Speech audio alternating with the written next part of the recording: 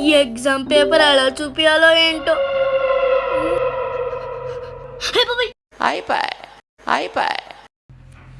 ఇప్పుడు ఎలా చూపించాలి? డాడీని ఎలాగోలా కన్విన్స్ చేసేయచ్చు, కానీ మమ్మీని చూస్తుంటే గడగడలాడిపోతుంది. వచ్చావా స్కూల్ నుండి? అయ్యే బాబాయ్ మమ్మీ అమ్మ. మరి మమ్మీ సరే మార్క్స్ వచ్చేసినాయి నీకు.